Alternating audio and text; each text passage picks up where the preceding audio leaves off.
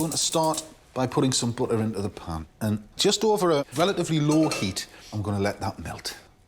And I'm going to start by sieving the flour.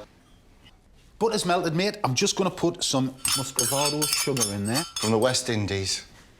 And this, I think it's from Leeds. This is golden syrup.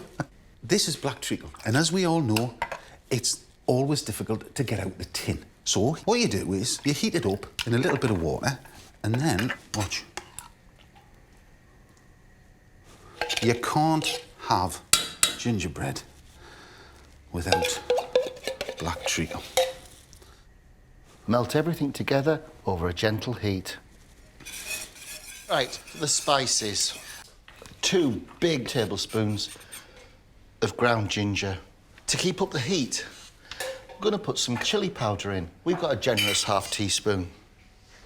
½ teaspoon of allspice. It always makes me think of Christmas. A pinch of powdered mace. Mace is the husk of nutmeg, and it's a really nice old-fashioned spice. And lastly, ½ teaspoon of cinnamon. When we said it's a spiced gingerbread, it's a spiced gingerbread. I've got some milk. Into that, I'm going to break 2 eggs. Now, the milk and the eggs goes into here. So what's important is that once the sugars have melted together, you take it off the heat. Because what we don't want to do is scramble the eggs. I want a teaspoon of bicarbonate of soda. We always say that with baking, there's a bit of alchemy, there's a bit of chemistry. This could be the DNA of cosy.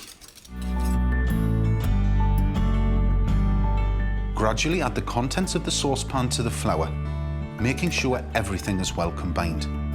You'll end up with a very wet, pourable batter.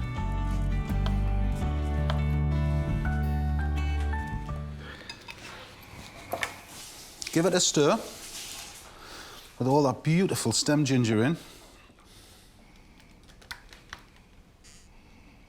This will rise up, so don't worry if you think it looks a little bit kind of frugal. With the baking powder, it will have a bit of oomph. Right, now we pop that into a preheated oven, 170 degrees Celsius, for between 45 minutes and an hour. But remember, we still want it slightly sticky. I think I'll go for a lie down. With a pot of tea, and as Mr. King suggests, a knob of cheese. Now that is how gingerbread should be. Oh, mate, that is epic.